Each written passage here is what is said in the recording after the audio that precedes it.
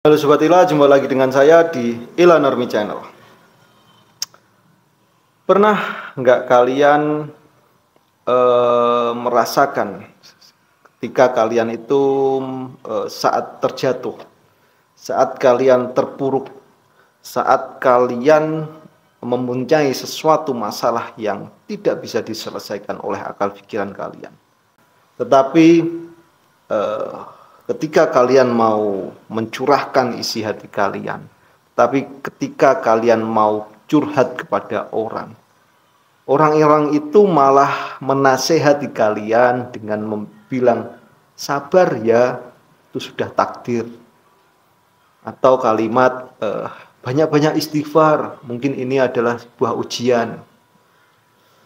Bahkan kalimat yang paling menyakitkan itu, jangan mengeluh, nanti dianggap kurang iman kamu lemah, jangan mengeluh. Kita hidup di sebuah masyarakat yang memang ini kelihatannya positif, yang selalu masyarakat yang selalu bilang sebuah peristiwa pasti ada hikmahnya, ketika selalu bilang selalu bersabar dan lain sebagainya, itu kelihatannya positif. Tetapi perlu diketahui bahwasanya di balik itu semua, di balik nasihat-nasihat itu semua, ada jiwa yang lagi sekarat. Antara sabar dan ditindas diam-diam, itu bedanya sangat tipis sekali. Tetapi efeknya akan sangat dalam kehidupan manusia tersebut. Mari kita bahas.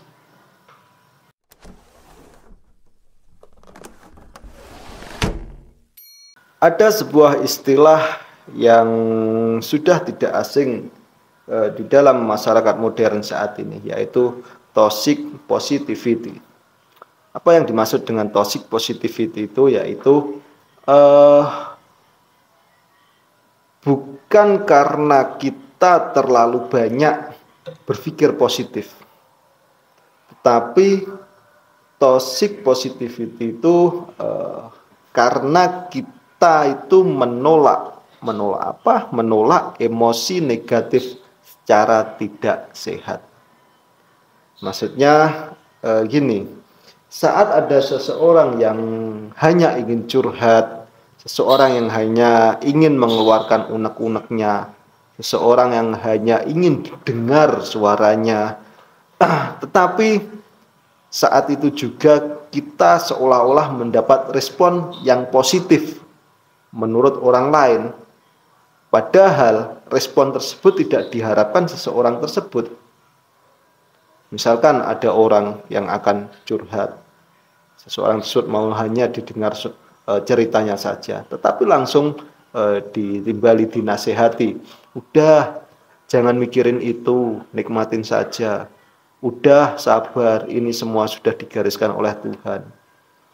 Padahal orang tersebut pada waktu itu hanya butuh didengarkan saja, bukan malah disuruh diam untuk mendengarkan nasihat dari seseorang yang mereka ajak bicara. Nah, ini toxic positivity itu. Kelihatannya itu positif, kelihatannya memberi masukan kepada orang lain, padahal itu apa? Yaitu malah bisa menghancurkan mental orang tersebut.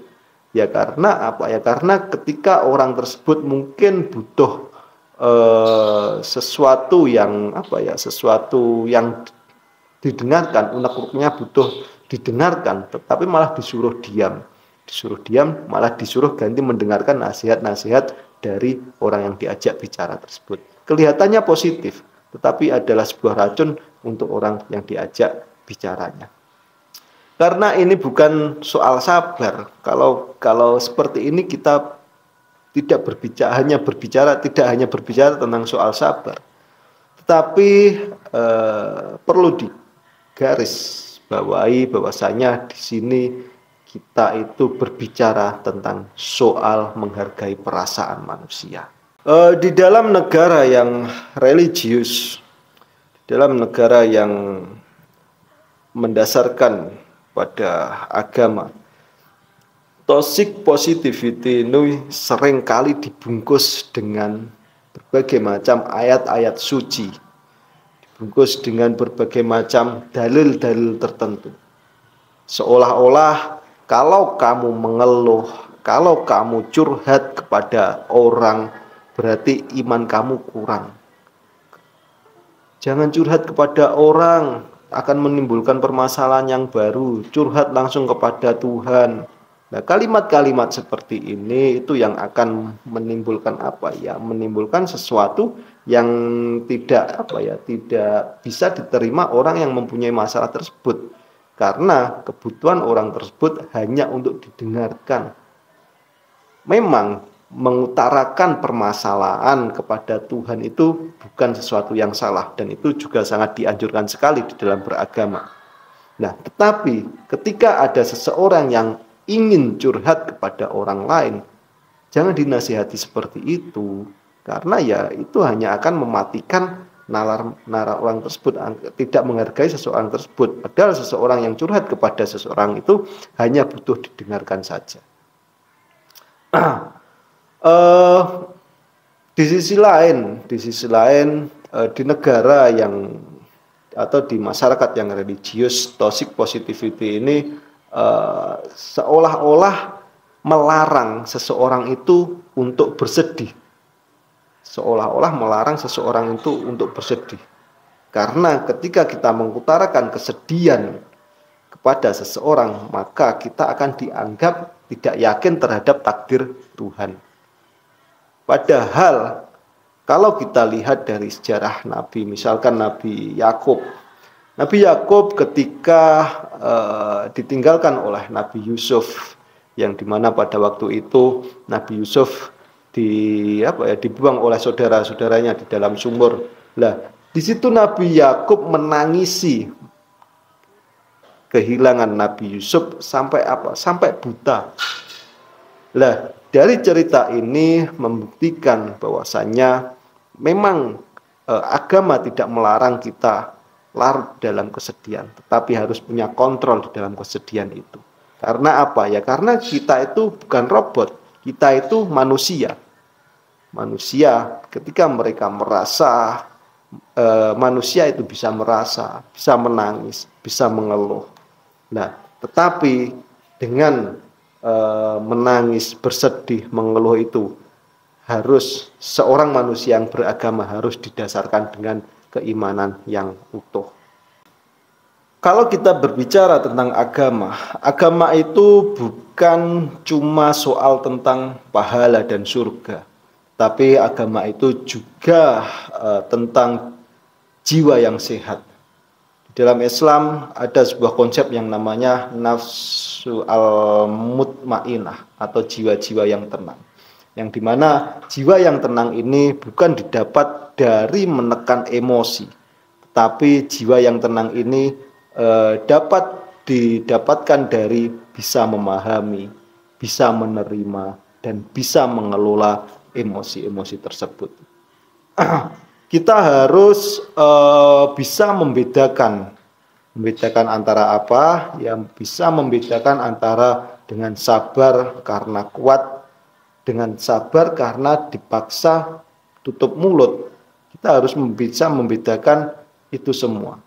Kita juga harus bisa membedakan antara ikhlas karena paham dengan ikhlas karena sudah tidak punya harapan. Kita harus bisa membedakan itu semua. Karena kalau kita tidak bisa membedakan itu, ketika ada seseorang yang bercerita tentang masalahnya terhadap kita, tentu kita akan memberikan nasihat yang tidak pas terhadap seseorang tersebut. Bahkan yaitu tadi, menyuruh seseorang untuk sabar karena dipaksa untuk tutup mulut. Atau memberikan nasihat kepada seseorang yang sudah tidak punya harapan dengan nasihat-nasihat untuk ikhlas. Oke, Sobat Ilah, kira-kira apa yang harus kita lakukan? Kita lakukan ketika menghadapi seseorang seperti itu. Yang pertama-tama yaitu normalisasi ngobrol tentang rasa sakit ini. Maksudnya apa? Ya kalau kalian mempunyai rasa sakit, kalau kalian mempunyai unek-unek yang harus dikeluarkan, ya keluarkan saja. Kalau kalian capek, ya bilang capek. Kalau kalian sudah tidak mampu, ya bilang tidak mampu. Itu bukan soal dosa, tapi lebih pengakuan kalian, ketidakmampuan kalian itu bukan tentang dosa, itu manusiawi.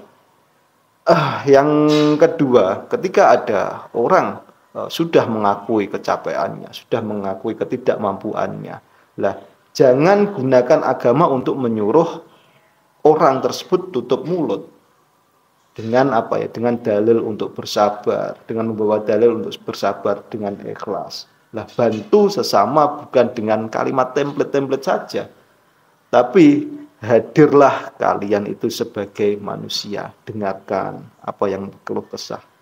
Nah, karena kadang sabar itu bukan berarti tidak bisa marah, tetapi sabar itu tahu kapan harus marah dan untuk membela diri.